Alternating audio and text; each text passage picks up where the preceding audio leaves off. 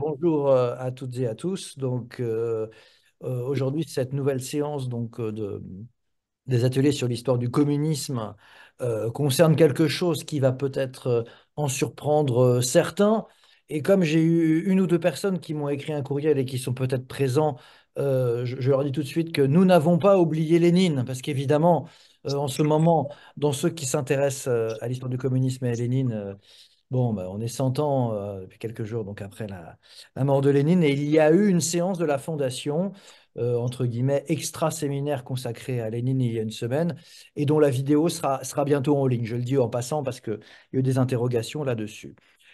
Donc, conformément à l'esprit du séminaire, nous travaillons parfois sur comment dirais-je, nous présentons des travaux en cours sur l'histoire de tel ou tel parti communiste, sur telle ou telle organisation internationale qui lui sont liées.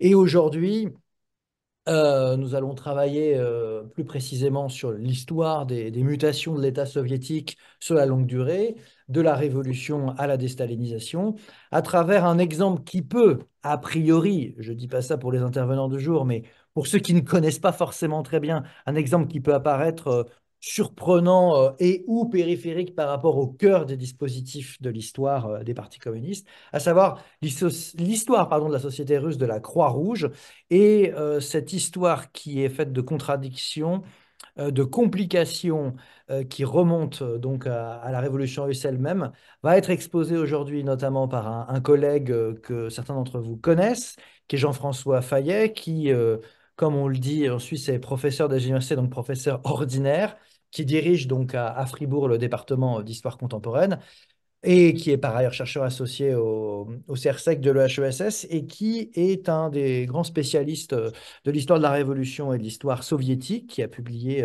de nombreux articles et ouvrages sur le sujet. Et je me permets, parmi d'autres publications, hein, parce qu'il a, notamment, il va nous en parler aujourd'hui, il a travaillé et publié des choses sur l'humanitaire hein, à Genève en 2022. Hein, l'humanitaire s'exhibe, hein, The Humanitarian Exhibition, donc sous sa direction celle de Bertrand Tête et de Sébastien Faré. Et je signale plus récemment une réédition, mais si j'ose dire un peu plus accessible, d'une monographie que nous étions très contents d'avoir lu quelques-uns chez Peter Lang, mais qui n'est pas un éditeur forcément très accessible, sur Karl Radek, qui est une figure évidemment clé de l'histoire du communisme.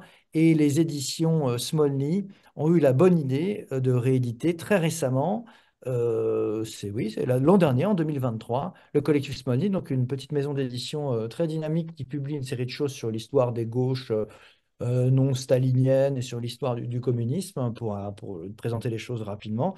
Et donc cette monographie qui concerne Karl Radek vient d'être rééditée et je crois, alors je l'ai reçu Jean-François, mais je ne l'ai pas relu parce que j'avais vraiment légèrement modifié, en tout cas agrémenté de quelques petits changements. En tout cas, c'est donc de l'histoire sociale de la Croix-Rouge qui va nous parler aujourd'hui. Et ensuite, nous aurons deux discutants, bon, outre moi-même qui réagira à un certain nombre de choses. On a Alors, c'est Corentin Lahue qui est au milieu, devant le beau pot de fleurs. On ne peut pas s'en empêcher parce qu'on voit, c'est la première chose qu'on voit quand on regarde l'écran qui est donc docteur en histoire contemporaine, donc également sur l'histoire du communisme, qui, comme bon, certains d'entre vous le savent, a soutenu donc une thèse d'histoire contemporaine sur l'histoire du PCF il y a peu de temps à l'Université de Bourgogne, et qui donc continue à travailler sur l'histoire du PCF et notamment les aspects relations internationales, structure autour du PCF, questions de communication et autres. Donc, sans plus tarder, je vous propose de passer la parole. Donc, j'allais dire à Karl Radek. Non, c'est pardon. trop Je suis un peu rapide. fatigué, là, je sors de ma soutenance, qui était sur Maria Tegui, hein, sur le comics latino-américain. Donc, je dois changer d'air, si je puis dire. Je passe la parole donc à Jean-François pour 40-45 minutes. Et puis ensuite, évidemment, pour apprendre des questions, on réagira, moi et Corentin, et éventuellement, évidemment, Serge Velikov aussi, sur un certain nombre de points. Et puis ensuite, on aura de toute façon encore un temps pour recueillir vos questions que vous pouvez poser par écrit. Et si certains, il y a quelques personnes aussi qui sont là à, euh, à Pantin qui peuvent les poser en direct en se signalant. Voilà, Jean-François, encore désolé de ne pas être en présentiel, mais euh, les moyens technologiques modernes nous permettent de développer notre polyvalence. Voilà. Merci beaucoup. Et en tout cas, à titre personnel, c'est un plaisir d'être parmi vous et en plus de bénéficier de cette extraordinaire vue. Oui, merci pour l'invitation et j'ai envie de dire merci, vous y avez fait gentiment allusion sous une forme euphémisée à ce que j'appellerais votre tolérance à l'égard de l'exotisme des sujets. La dernière fois que vous m'aviez invité, c'était en 2019, on l'évoquait avec Serge et j'étais venu vous parler de l'espéranto, question tout à fait fondamentale de ma perspective, mais dont je reconnais très bien qu'au sein de l'histoire de l'international communiste, elle occupait, comme vous l'avez évoqué, une situation relativement périphérique. Et je reviens parmi vous aujourd'hui avec un sujet qu'on pourrait même qualifier d'annexe périphérique qui est à maints égards très paradoxal s'agissant d'un séminaire relatif à l'histoire du communisme. On peut d'ailleurs le dire, c'est un sujet qui est très très peu traité de la Croix-Rouge dans l'historiographie du communisme ou par les marxistes en général. C'est-à-dire que si je regarde notamment dans l'espace russe et même soviétique, les seules thèses qui ont été consacrées au sujet sont postérieures à la chute de l'Union soviétique. Et en réalité, jusqu'à récemment, et c'était un peu la bonne surprise du colloque que nous avons fait la semaine dernière sur les relations entre communisme et Croix-Rouge, en réalité, c'était pendant longtemps presque une sorte de sujet qui se dérobait comme s'ils évoluaient comme dans deux sphères intellectuelles différentes. C'est un sujet aussi que je qualifierais volontiers de paradoxal. Et c'est pas sans raison. Pourquoi paradoxal? Parce qu'on peut le dire clairement d'entrée, rien n'est a priori plus étranger à la culture révolutionnaire que cette philanthropie bourgeoise d'inspiration chrétienne qu'incarnait la Croix-Rouge. Rien n'est plus en contradiction avec le marxisme que cette idée de neutralité que prétend incarner la philanthropie de la Croix-Rouge. Et pour le dire très rapidement, dans la perspective bolchevique, mais aussi ultérieurement communiste, la Croix-Rouge était une organisation anachronique que l'avènement du communisme allait rendre rapidement superflu. D'abord en Russie, où un système de protection sociale allait se substituer à la philanthropie privée des oppresseurs, puis au niveau mondial, car le triomphe de la révolution mondiale et la transformation qui allait en découdre de la communauté internationale en une fédération mondiale de républiques soviétiques, hein, en rendant les fonctions de la Croix-Rouge superflues et inutiles, condamnait celle-ci à une mort graduelle. Nous connaissons par ailleurs ce qu'il est advenu. Non seulement la Croix-Rouge russe puis soviétique n'a pas disparu, mais elle fut, à ma connaissance, la seule institution à avoir traversé toute l'histoire russe du XXe siècle avec la même dénomination, presque les mêmes statuts, malgré les soubresauts, ruptures et changements de régime nombreux qu'a connu la Russie au cours du XXe siècle. Non seulement elle a survécu à tous ces tournants, mais elle en a épousé les formes et souvent à maints égards, hein, c'est l'intérêt en fait de travailler sur les marges, sur les périphéries, elle en a très bien illustré les tournants. Alors, au-delà de la question de la pérennité de cette institution, ce qui m'a semblé intéressant, ce que je voulais vous proposer, c'est de voir ce que l'histoire de la Croix-Rouge peut nous dire des mutations de l'État soviétique. Hein. Si on part des origines, on peut dire qu'il y a une contestation initiale que j'ai évoquée, idéologique, politique, hein, qui vise à considérer qu'on va dépasser la nécessité d'une Croix-Rouge. À la fin de l'épisode que j'ai fixé en 1963, qui correspond au centième anniversaire de la fondation de la Croix-Rouge, hein, du Comité international de la Croix-Rouge, fondé à Genève en 1863. Et à ce moment, non seulement les soviétiques ne contestent plus l'existence de la Croix-Rouge, y compris en Union soviétique, mais ils en revendiquent la paternité. Et il me semble que ce processus nous raconte, au-delà de l'histoire de la Croix-Rouge, une sorte de processus, les termes pourraient être variés, d'insertion puis de normalisation de cet État qui passe du statut d'État révolutionnaire, qui conteste même l'idée du paradigme étatique en 1917 jusqu'aux des années 60, un État qui conteste plus aucun droit étatique, bien au contraire, un État devenu grande puissance qui, dans l'espace des relations internationales, est même devenu une puissance conservatrice et qui, à l'instar des puissances du 19e siècle, a un usage on ne peut plus traditionnel de sa Croix-Rouge. Donc c'était l'idée par cet objet, donc je reconnais bien volontiers qu'il est un peu annexe et marginal, de voir néanmoins un certain nombre de processus en cours. Alors, ce que je vais vous proposer, du coup, c'est une sorte de parcours à travers à travers l'histoire soviétique, hein, par le biais, par le prisme de cette Croix-Rouge. Je vais commencer par une première étape, ou un premier chapitre consacré à ce que j'appellerais la marque des origines, pour voir d'où vient un petit peu cette Croix-Rouge soviétique.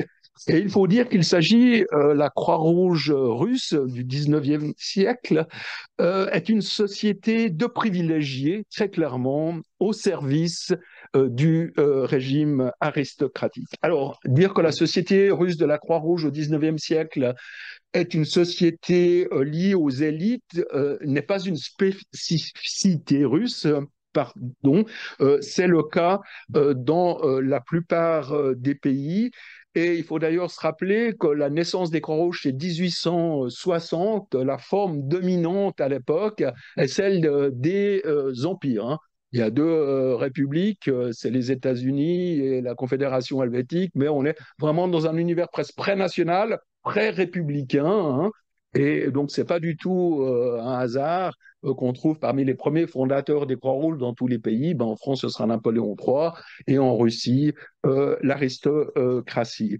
Il faut aussi rappeler que certains Russes figurent parmi les pionniers de ce qui s'est imposé dans la deuxième partie du 19e siècle sous la dénomination d'action humanitaire, et cela avant même la fondation de la Croix-Rouge, hein. Comme toujours, comme disait Marx, on ne peut avoir que les idées de son temps, de son époque, et même s'il y a un comité de la Croix-Rouge qui est fondé à Genève, en réalité, cette idée d'assistance, ou plutôt de civilisation de la guerre, hein, est présente aux États-Unis, est présente en Angleterre, est présente en Russie. Et en Russie, très typiquement, on trouve des personnalités aristocratiques, comme le prince Demidov, qui fut l'un des premiers à organiser de l'assistance matérielle aux soldats pendant la guerre de Crimée. Toujours à la même époque de la guerre de Crimée, rôle de la grande duchesse Elena Pavlovna, et du chirurgien Nikolai Pirogov, qui vont être les fondateurs en 1854, toujours dans le cadre de la guerre de Crimée, qui est vraiment un élément structurant de l'histoire du 19e siècle, les premiers services infirmiers auprès des soldats, et notamment un corps de sœurs, hein, d'infirmières, qu'on va appeler les sœurs de la miséricorde. Et ce Pirogov va être l'auteur d'un premier règlement à l'usage des infirmières, hein, qui est vraiment une profession, ou plutôt une pratique qui se professionnalise à la fin du 19e siècle. Ce Pirogov est aussi le premier, un des premiers chirurgiens de combat sur le front, et il est l'un des premiers à pratiquer les anesthésies à l'éther. Alors c'est vraiment un personnage tout à fait fondateur. Les hasards de l'histoire font qu'un musée qui lui est consacré, construit à l'époque soviétique, est en réalité dans l'Ukraine et dans la ville de Vinnytsia. Et j'ai eu l'occasion de visiter ce musée en 2021. Et la guide, dans un langage extrêmement soviétique, elle m'a dit, quand j'ai posé la question comment ça se fait qu'il n'y avait pas de référence à Henri Dunant, le fondateur de la Croix-Rouge, elle m'a dit, dans une phrase que seule une soviétique aurait pu dire, idéologiquement, le fondateur de la Croix-Rouge, c'est Pirogov. Elle n'a pas dit en termes d'organisation, mais vraiment idéologiquement, hein, il y a vraiment cette idée. Donc on voit qu'il y a déjà, dans le contexte de la guerre de Crimée, beaucoup d'intérêt pour ces questions. Et en 1867, il y aura en Russie, comme dans la plupart des pays, l'émergence de sociétés qui ne s'appellent pas encore Croix-Rouge, mais de sociétés de secours aux malades et aux blessés dans les guerres. Alors, dès le début, dans cette société, qui, quelques années plus tard, en 1879, va prendre officiellement le nom de Société de la Croix-Rouge et rejoindre donc le mouvement international de la Croix-Rouge. On trouve absolument systématiquement empereurs, les ducs, les princesses et tout ce que la Russie compte de hauts dignitaires. Et en plus, cette société a l'appui du gouvernement. Ses présidents sont systématiquement des ministres ou d'anciens ministres, à l'instar d'Alexis Ilyin ou par exemple du comte Ignatieff, qui avait été ministre de l'instruction publique sous Nicolas II. Alors, grâce à l'implication de la famille impériale et aux énormes moyens financiers, matériels dont elle bénéficie, la société russe de la Croix-Rouge était devenue, dès la fin du 19e siècle, l'une des sociétés nationales les plus puissantes et les plus actives du mouvement de la Croix-Rouge. Ce qu'on appelle le mouvement de la Croix-Rouge, c'est à la fois le Comité international de la Croix-Rouge, qui est une sorte d'instance de régulation qui est à Genève, les sociétés nationales et les conférences internationales qui sont organisées tous les 2, voire les 3 ans.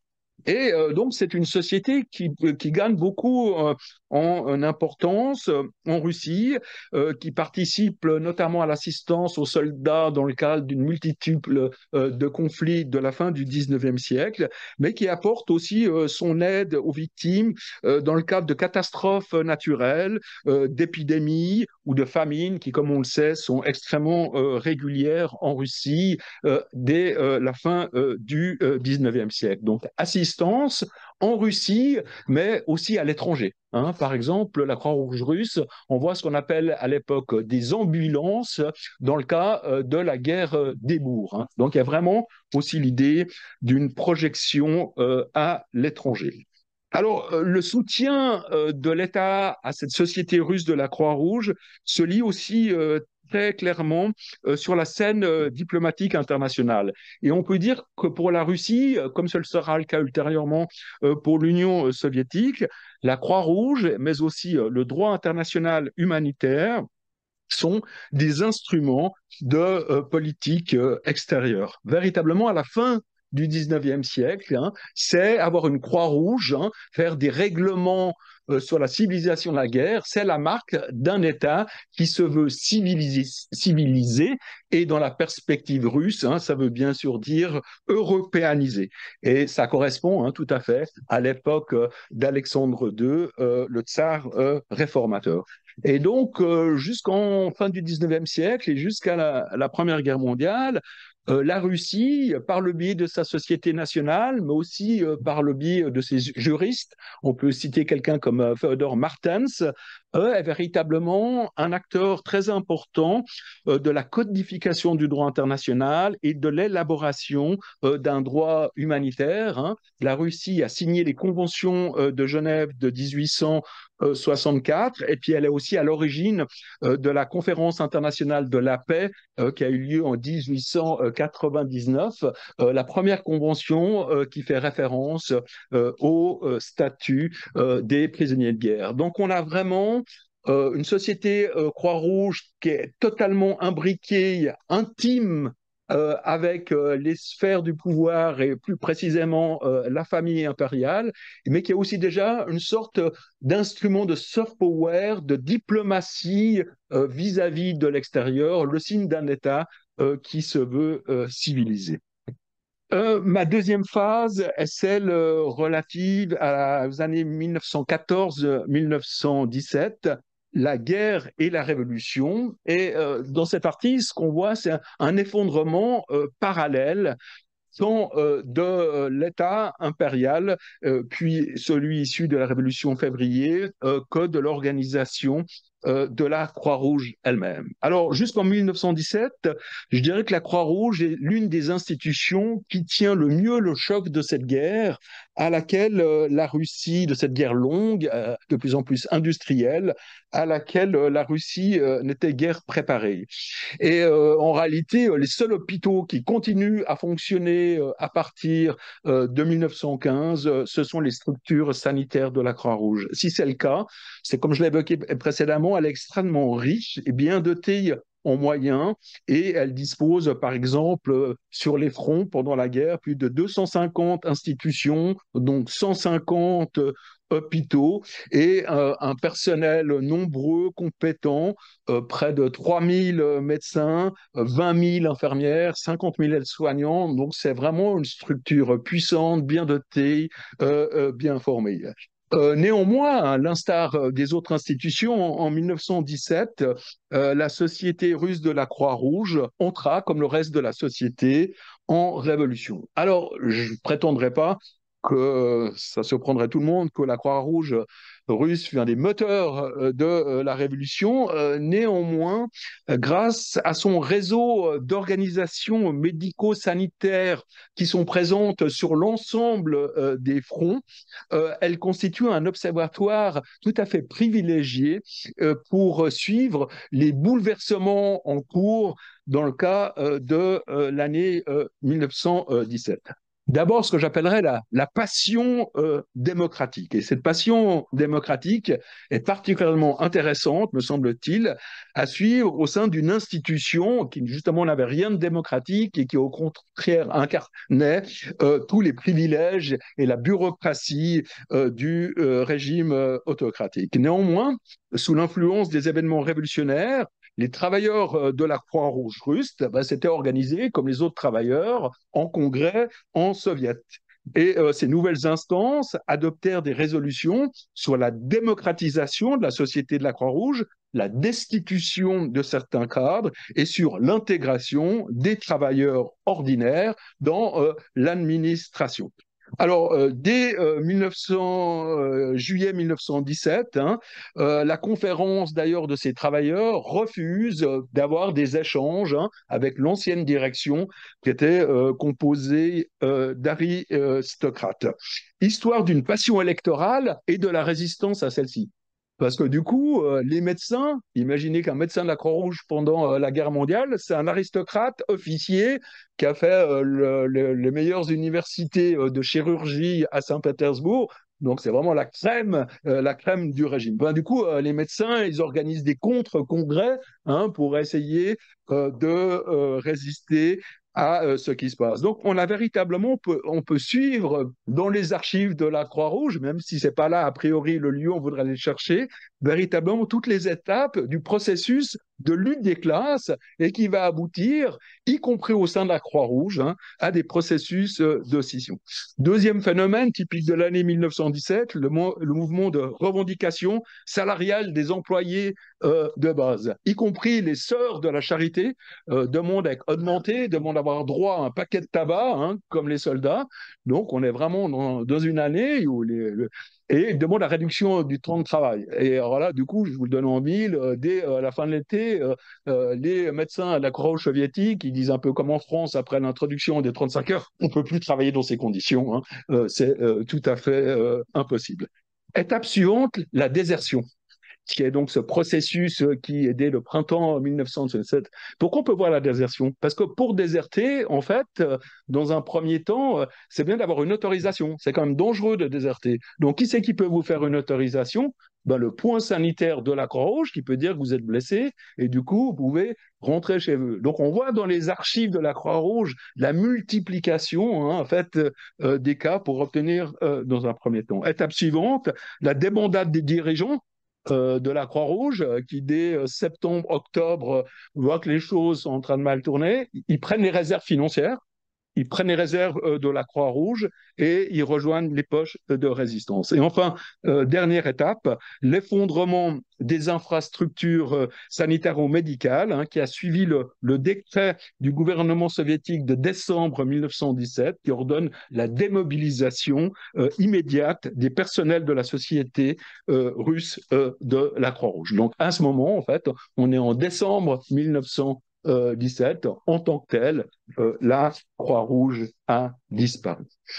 Troisième étape, 1918-1921, disparition et renaissance multiples de la Croix-Rouge pendant la guerre civile. Et mon idée dans cette partie, c'est de montrer comment, en réalité, l'histoire de la Croix-Rouge est une allégorie de l'éclatement territorial et politique de la Russie. En effet, dès l'été 1917, les bolcheviks avaient bien conscience de l'utilité d'un service sanitaire. Donc, le comité militaire révolutionnaire du Soviet de Petrograd avait mis sur pied une organisation sanitaire autonome, exclusivement composée d'ouvriers qui devaient collaborer avec la Garde rouge, dénommée la Croix-Rouge prolétarienne. Et après la Révolution, donc en octobre 17, les bolcheviks avaient tenté d'imposer donc la fusion de cette Croix-Rouge prolétarienne, hein, qui accompagnait les gardes rouges avec ce qui restait de l'ancienne Croix-Rouge. Mais les dirigeants de l'ancienne Croix-Rouge, qui étaient soit proches du gouvernement provisoire, soit proches du gouvernement tsariste, s'étaient opposés, et c'était la règle selon les statuts, à toute ingérence du gouvernement. Et donc, le gouvernement soviétique avait prononcé un décret le 6 janvier 1918, un décret de nationalisation des biens de la Croix-Rouge, de dissolution de son administration, et ils avaient aussi procédé à l'arrestation des principaux dirigeants qui étaient tous passés dans l'opposition au régime.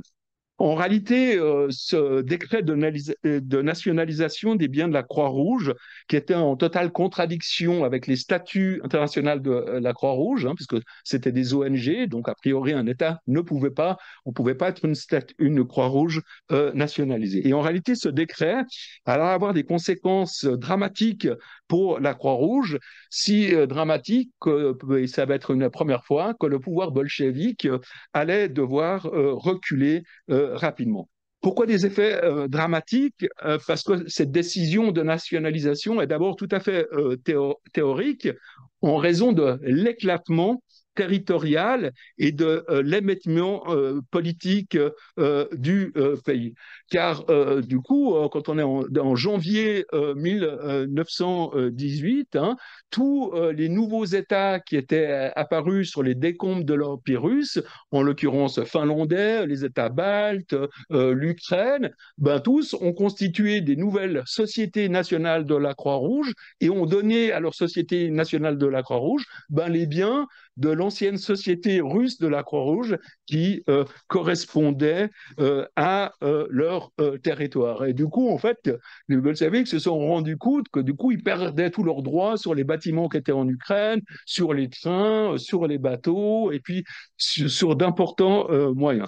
Donc, au printemps 1918, un certain nombre de membres de la Croix-Rouge, mais aussi le délégué du comité international de la Croix-Rouge de Genève, qui s'appelle Édouard Frick, qui a été envoyé en Russie, en fait, convainc quand même Lénine que ce n'était pas une bonne idée, et notamment s'il voulait aussi récupérer, avoir des contacts avec leurs prisonniers de guerre, donc il fallait faire un nouveau décret. Donc ils ont fait un complément au décret de janvier, en réalité deux compléments qui me semblent très intéressants. Le premier, c'est un décret d'avril selon lequel la Croix-Rouge russe, dont les activités étaient fondées sur les conventions de Genève, n'avaient pas été supprimées.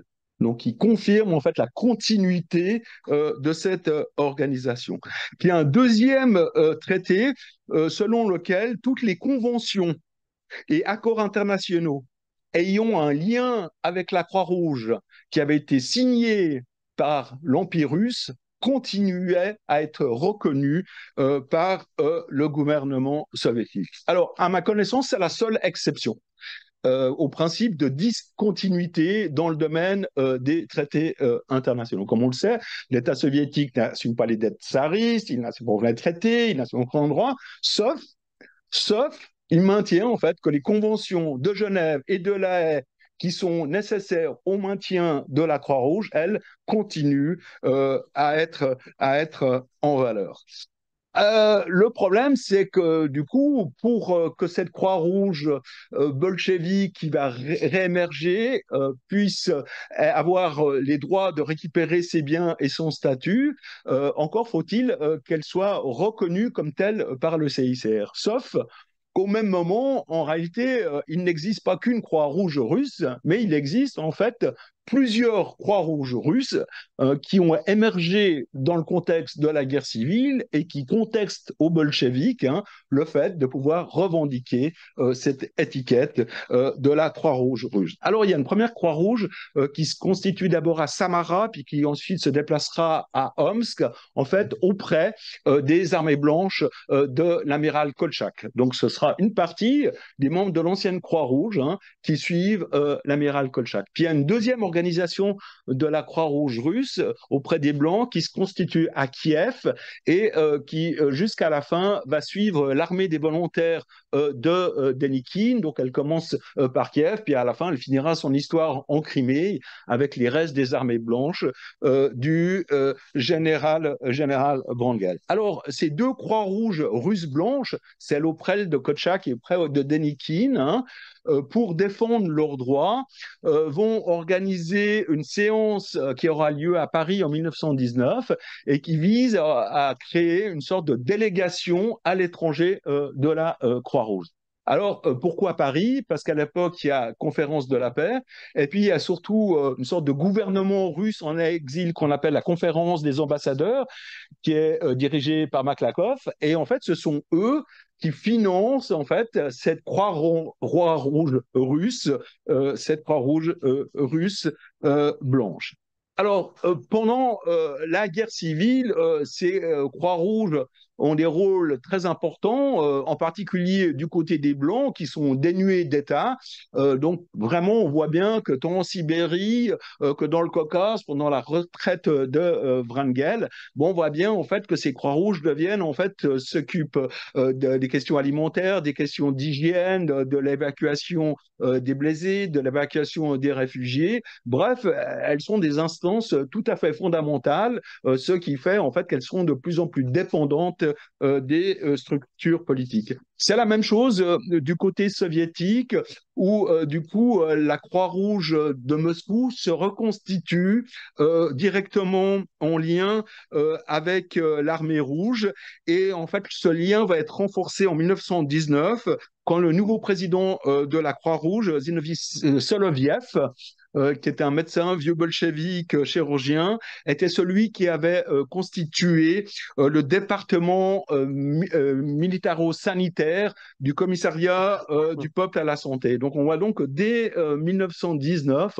cette Croix-Rouge de Moscou bolchevique est véritablement une annexe de l'armée rouge. Mais ça, c'est vraiment un processus qu'on voit tant du côté des soviétiques que du côté des armées blanches. Donc on voit bien là dans ce processus d'effondrement de l'État russe, de fractionnement des territoires, à la fois par l'émergence d'États concurrents, mais aussi de concurrence politique entre les Blancs et les Rouges, il y a plusieurs sociétés de la Croix-Rouge qui toutes revendiquent leur inscription au sein du mouvement international de la Croix-Rouge.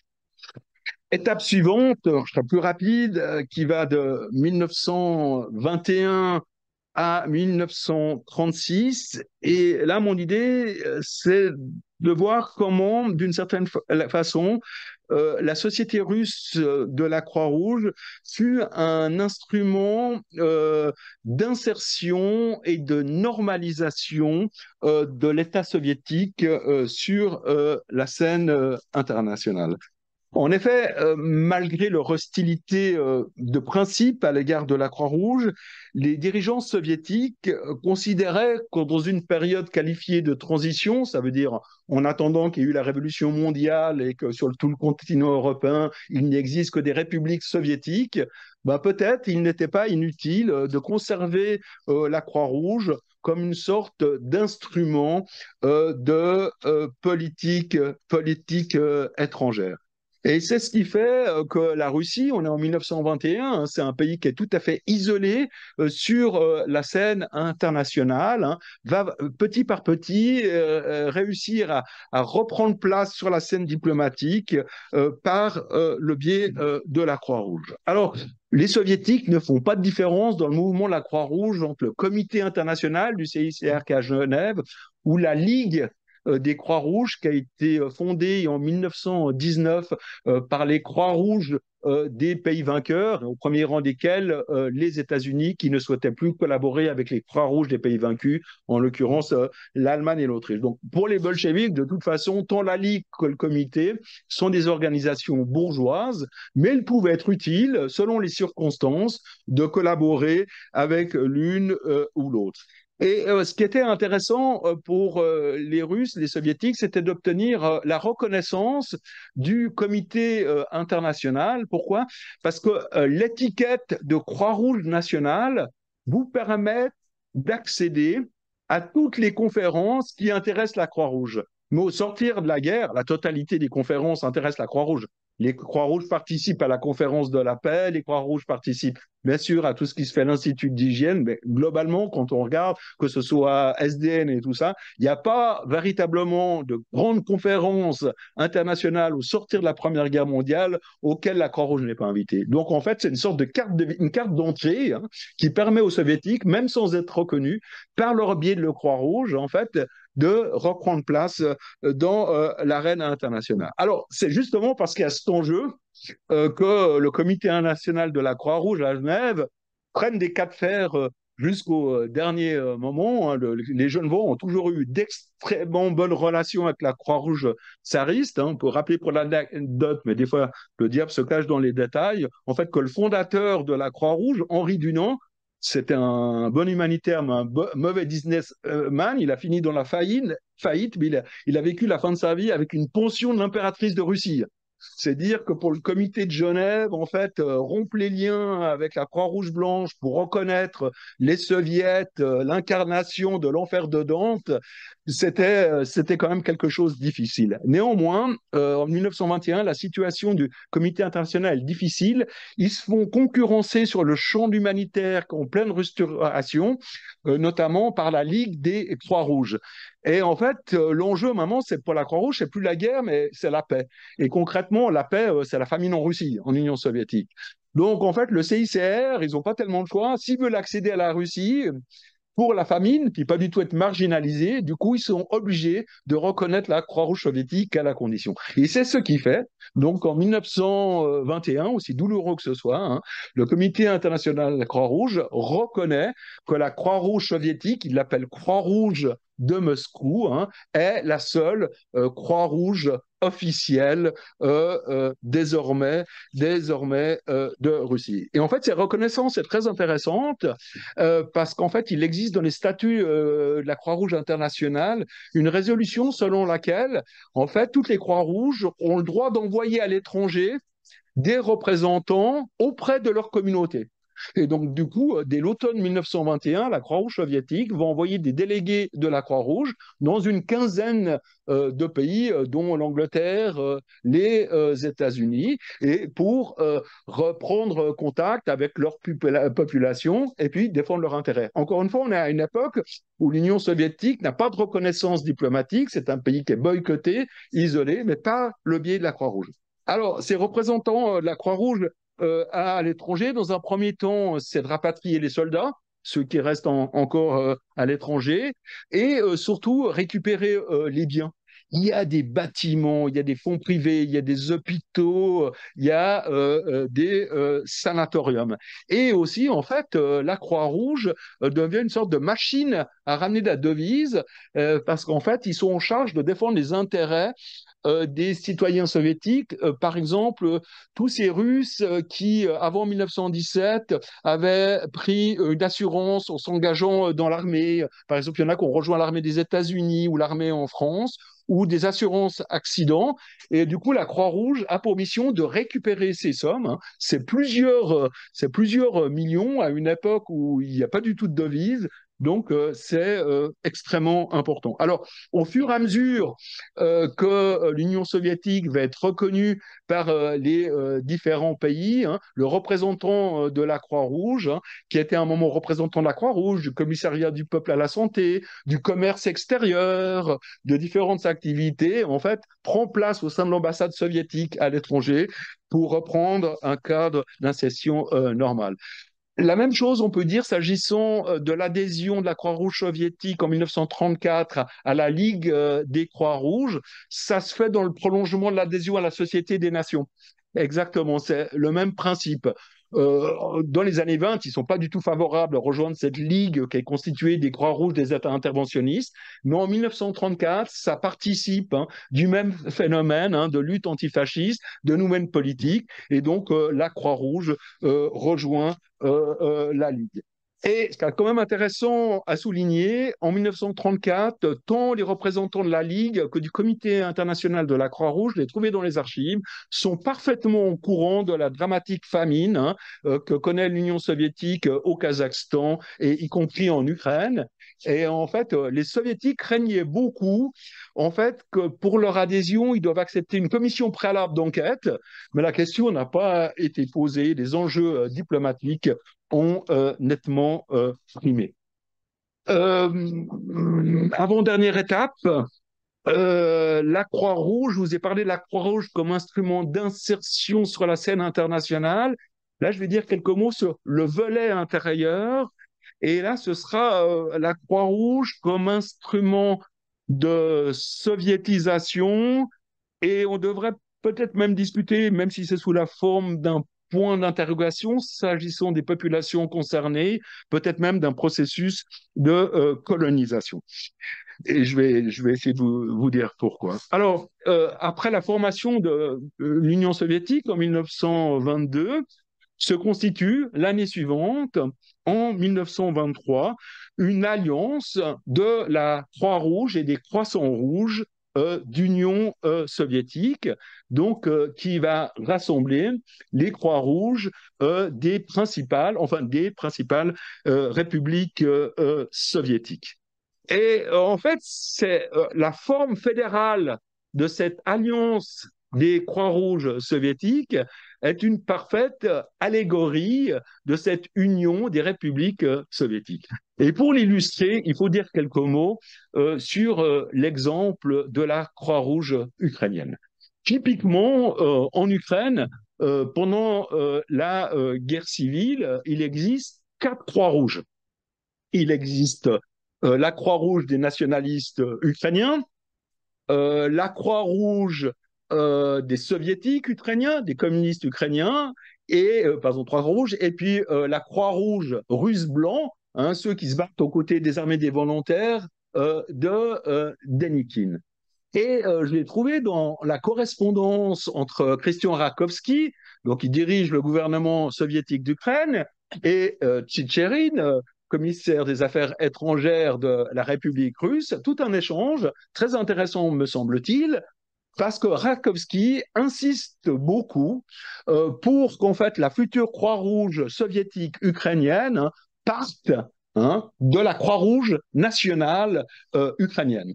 C'est-à-dire, à la différence de Tchitcherin qui dit non, non, on part de la Croix-Rouge russe, donc Ukraine section, Rakovsky dit non, il faut absolument, l'Ukraine soviétique est indépendant, il faut donc qu'elle dispose d'une Croix-Rouge soviétique ukrainienne indépendante. Et en fait, on voit bien, là, que dans un premier temps, vraiment, il y avait cette idée de créer une fédération d'États libres, ça va assez loin, puisque pour avoir le statut de Croix-Rouge, même d'Ukraine soviétique, il faut que l'Ukraine soviétique ait signé les conventions de Genève. Et donc, du coup, on a trouvé dans les archives que c'est la condition.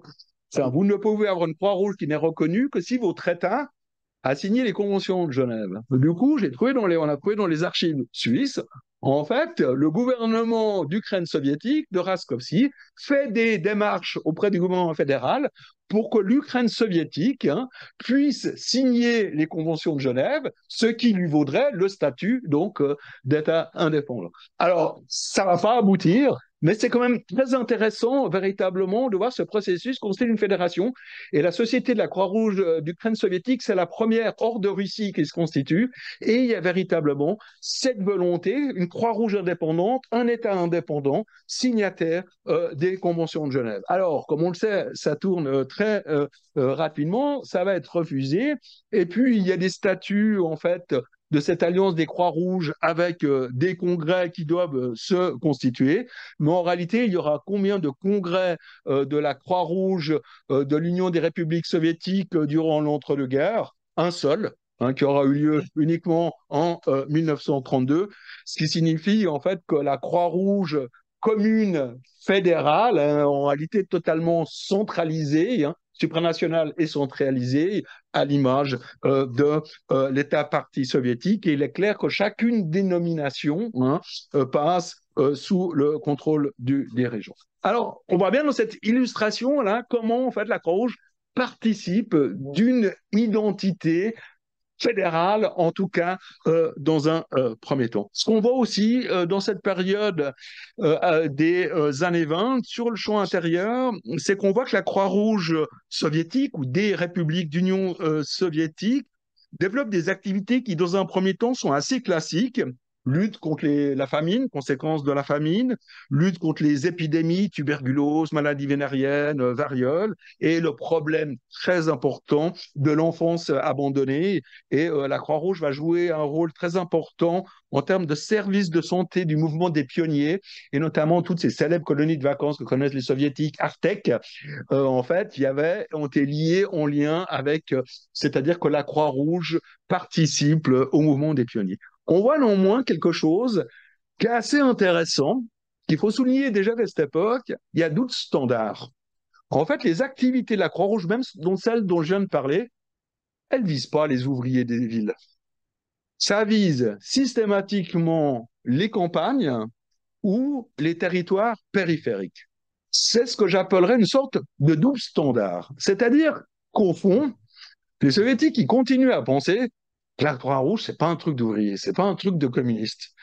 Ça va dans les... Parce qu'il y a d'autres organisations qui sont beaucoup plus adaptées.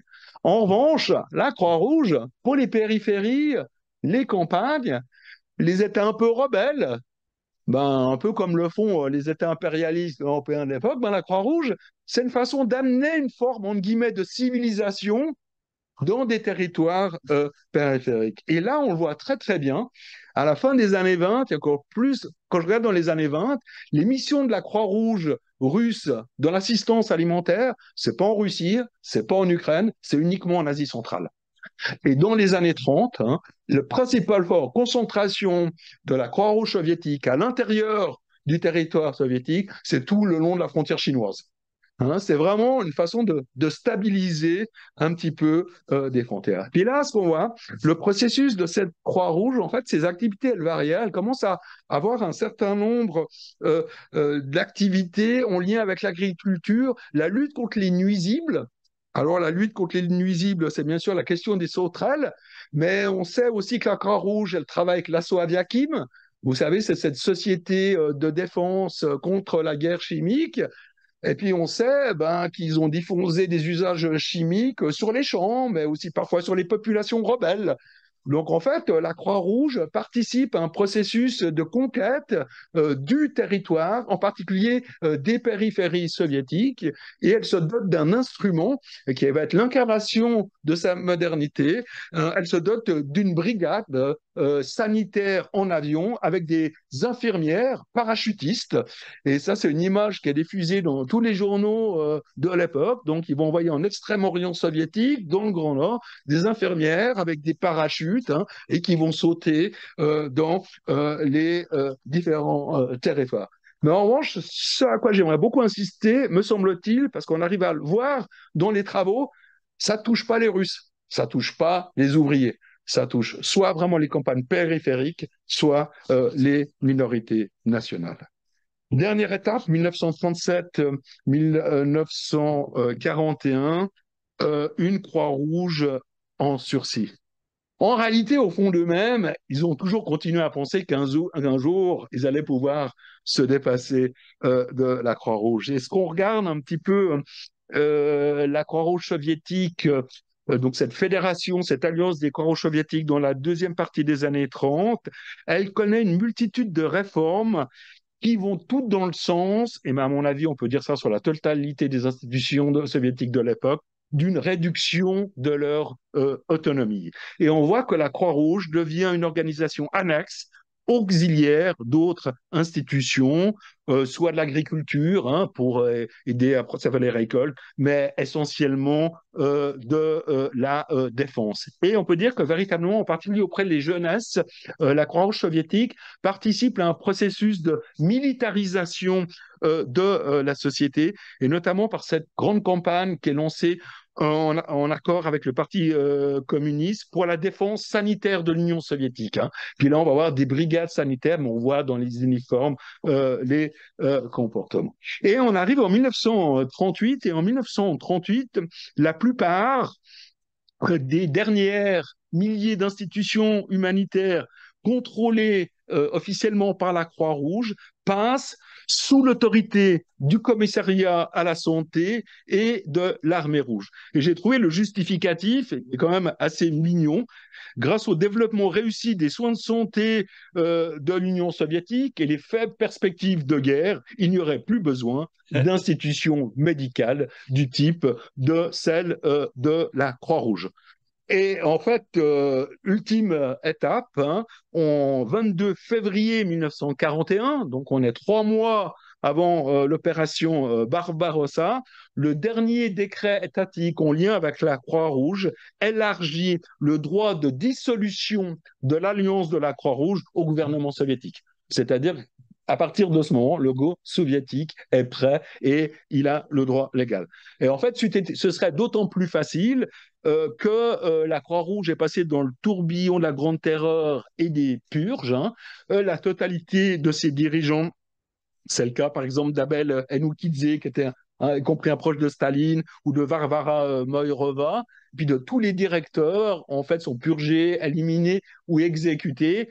Et en fait, on voit bien, un des problèmes qu'ils ont, c'est qu'ils étaient en contact avec l'étranger aussi. Donc, ils sont éliminés pour ces différentes raisons. Et donc, quand on est en 38, 39, 40, 41, la Croix-Rouge soviétique n'a plus aucun contact avec l'extérieur, et on peut dire légalement, tout était prêt pour ce qu'elle disparaisse.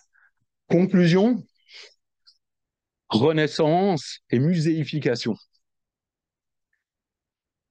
C'est bien sûr la Deuxième Guerre mondiale, la Grande Guerre patriotique, selon la terminologie soviétique, qui changea définitivement tant le statut que celui de l'État soviétique. L'État soviétique n'est plus un État paria, c'est plus un État contesté, c'est une grande puissance qui, de fait, l'extension a tout intérêt à devenir sur la scène internationale d'une certaine façon une puissance conservatrice. On est du coup dans une configuration qui est plus proche de celle de la Russie du 19e siècle que de celle de l'entre-deux-guerres, s'agissant de la stabilité du territoire. Et ce qui est aussi important, ce qui s'est passé, ce qui a changé, c'est l'image de la Croix-Rouge.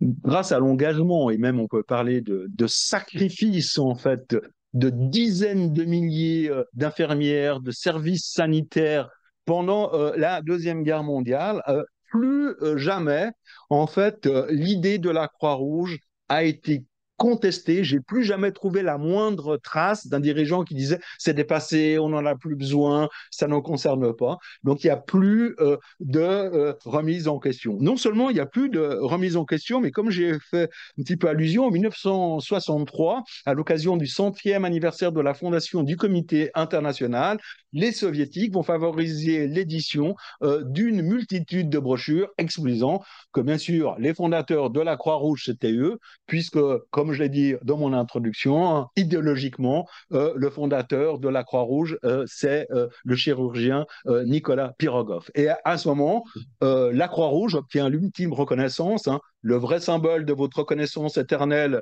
en Union soviétique, il est double, hein, c'est un timbre et un musée. Et alors qu'en réalité, il existait déjà des timbres sur tout, hein. Dans les années 63, la Croix-Rouge soviétique obtient son premier timbre et la décennie suivante, dans le prolongement du programme brejnevien de valorisation des héros de la Deuxième Guerre mondiale, la Croix-Rouge soviétique obtiendra même la fondation d'un musée qui sera inauguré en 1979, 79. Et j'en ai trouvé quelques témoignages. C'est vraiment un musée qui participe de la culture militaro-patriotique de l'époque. Et on est d'autant plus qu'on est dans le cas de la guerre d'Afghanistan. Il me semble donc, en fait, que par ce biais, hein, cette situation où on dit cette la Croix-Rouge, cette philanthropie bourgeoise, est un projet tout à fait économique dépassé à 1963. Non seulement c'est plus dépassé, mais c'est nous qui l'avons inventé, raconte par différentes étapes, différents compromis, nombre de transformations de l'État soviétique. Je vous remercie de votre attention.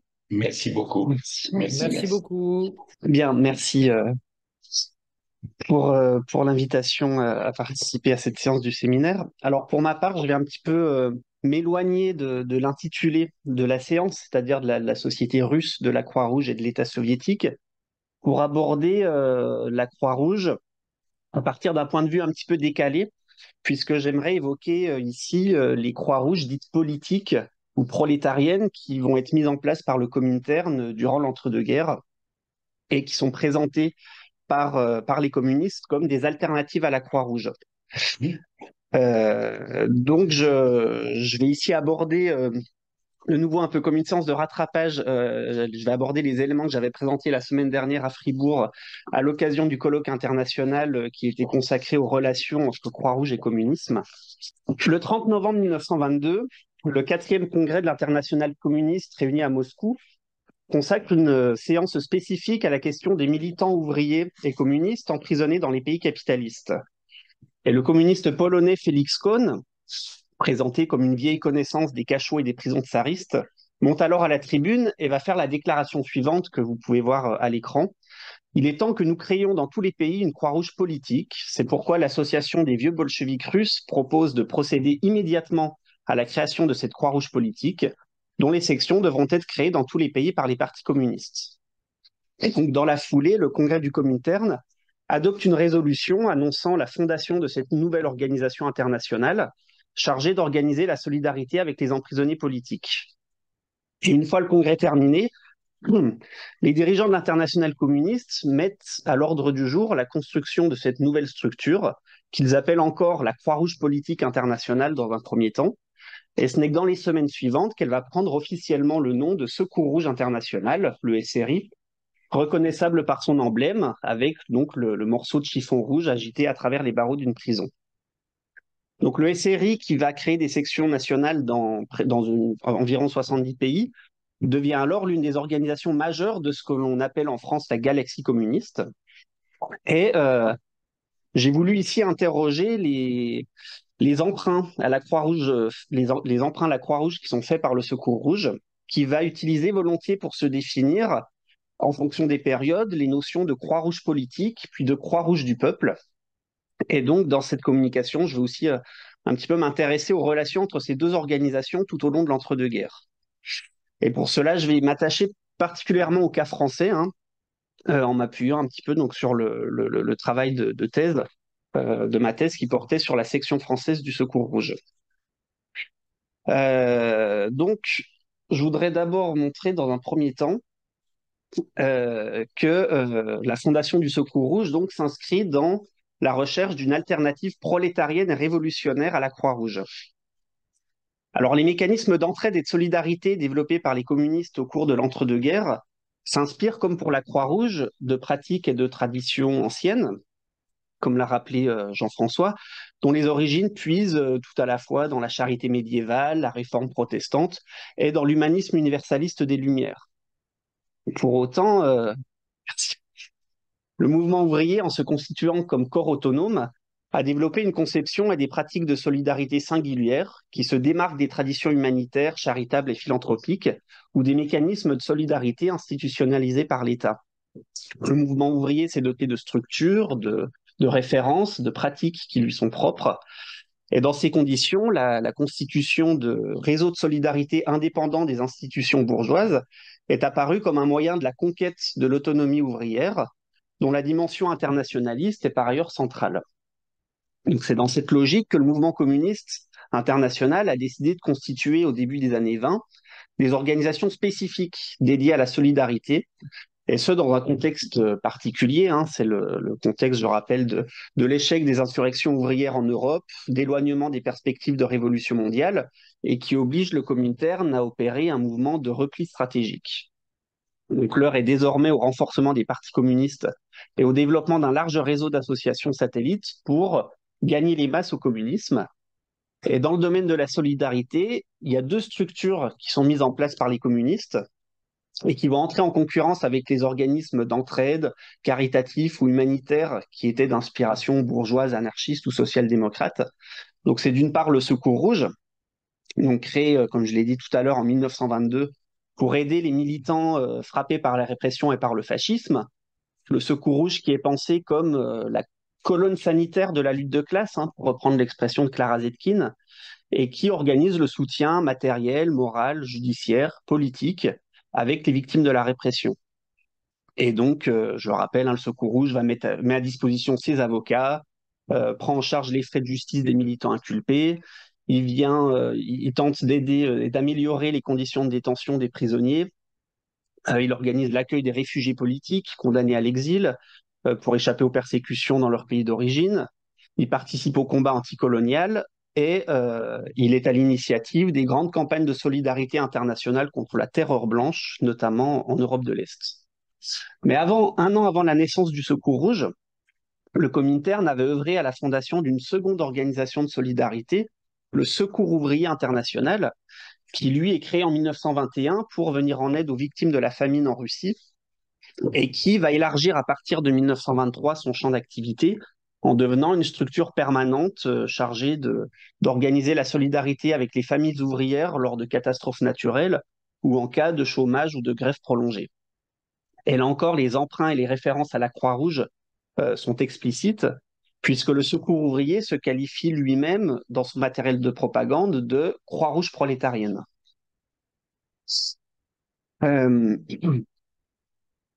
alors que les organisations communistes de solidarité, comme le Secours Rouge ou le Secours ouvrier, se réclament de l'internationalisme prolétarien et s'inscrivent dans une perspective ouvertement révolutionnaire, elles dénoncent, par contre, le positionnement prétendument apolitique et la neutralité de façade d'organismes comme la Croix-Rouge. Et donc la Croix-Rouge française va être considérée par les communistes comme une organisation bourgeoise et réactionnaire, dont les cadres sont entièrement composés d'officiers supérieurs et de généraux. Elle est notamment accusée d'être un instrument de préparation à la guerre impérialiste, occupant une place essentielle dans le dispositif militaire de l'État. Et les communistes dénoncent la participation de la Croix-Rouge à certaines manifestations de chauvinisme qui ont pour but, selon eux, de préparer l'opinion publique à de prochaines guerres. La Croix-Rouge française va aussi être vilipendée pour son inaction auprès des populations victimes de catastrophes. En 1930, par exemple, au moment où de graves inondations frappent le sud-ouest de la France, faisant des centaines de morts, la Croix-Rouge, qui est chargée par le gouvernement de la répartition des secours, est accusée par le Secours ouvrier de détourner les fonds débloqués pour l'aide aux sinistrés. Et c'est une affaire qui va faire grand bruit et qui va conduire au dessaisissement de la Croix-Rouge à ce moment-là. Les critiques portées contre la Croix-Rouge, d'ailleurs, ne concernent pas que ces organismes français, hein. En Allemagne, par exemple, sous la République de Weimar, au cours des années 20, le Secours Rouge accuse à plusieurs reprises la Croix-Rouge allemande de se désintéresser du sort des prisonniers politiques ouvriers et de soutenir des groupements réactionnaires. Alors, la Croix-Rouge française, elle, de son côté, peine à dissimuler son parti pris idéologique viscéralement anticommuniste, qui entre en contradiction avec le discours officiel de neutralité et le caractère apolitique revendiqué par la Croix-Rouge. lors des assemblées générales annuelles de la Société de secours aux blessés militaires, la SSBM, qui est une des 3 composantes historiques de la Croix-Rouge française, certains dirigeants ne cachent pas leur hostilité au Parti communiste. Par exemple, lors de l'Assemblée générale de 1927, le colonel de Witt Guizot, qui est donc le secrétaire du conseil central de la SSBM, prend pour cible la banlieue rouge, objet de tous les fantasmes des classes dominantes. Donc, dénonçant la lèpre de la banlieue rouge, ce dirigeant de la Croix-Rouge se livre à un virulent plaidoyer contre l'implantation du Parti communiste dans les cités ouvrières. Donc j'ai mis une citation que vous pouvez voir à l'écran de l'intervention de ce dirigeant de la Croix-Rouge qui dit là, le communisme, en parlant de la banlieue rouge, fait commandement son lit. Il prétend chanter victoire et établir son abjecte tyrannie. Dès l'âge de 7 ans, suivant le mot d'ordre de la Troisième Internationale, les enfants sont enrôlés parmi les pionniers rouges et sont dressés par un journal amusant à la lutte de classe, à la haine du bourgeois, de la propriété, à l'antipatriotisme qui les fait exalter Lénine et Boukharine et injurier Jeanne d'Arc, etc., etc. Et après une charge contre les patronages communistes, le colonel de Witt Guizot s'attaque enfin au Secours rouge, qu'il qualifie d'indigne parodie de la Croix-Rouge, tant il est vrai que les mêmes épithètes n'ont pas la même valeur. Donc, par conséquent, la Croix-Rouge est appelée par ses dirigeants à déployer son activité dans les quartiers ouvriers en multipliant les créations de comités locaux et les installations de dispensaires.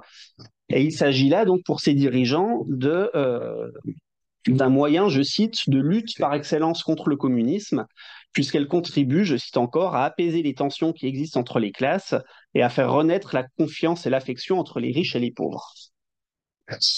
Et donc, les rapports des communistes français à la Croix-Rouge vont cependant changer de nature au cours des années 30,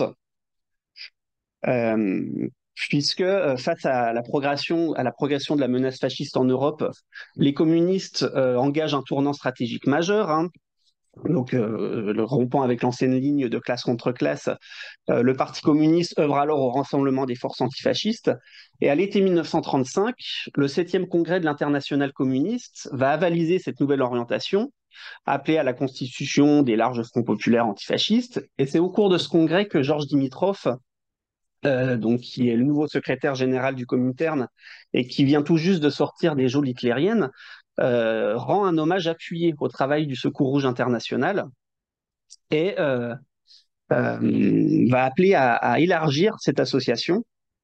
Et donc la référence à la Croix-Rouge, qui avait disparu du vocabulaire du SRI depuis sa fondation, va être réactivée, puisque Dimitrov souhaite que le Secours rouge devienne, je cite, une sorte de Croix-Rouge du Front unique du prolétariat et du Front populaire antifasciste, englobant des millions de travailleurs, une Croix-Rouge de l'armée des classes travailleuses en lutte contre le fascisme, pour la paix et le socialisme.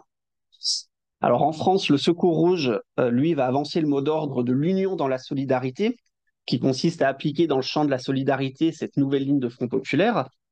Et le Secours rouge, dont l'influence ne cesse de s'élargir, ambitionne alors de fédérer de plus larges couches de la population et de rassembler dans une seule et unique organisation toutes les forces progressistes engagées dans le combat contre le fascisme et pour la défense des libertés démocratiques.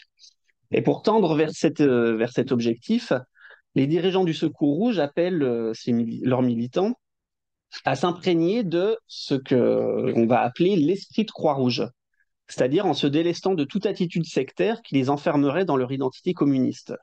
Et pour cela, les militants sont appelés à entourer d'une plus grande affection les prisonniers et leurs familles, à accueillir avec bienveillance au sein du Secours rouge tous les secteurs de la population.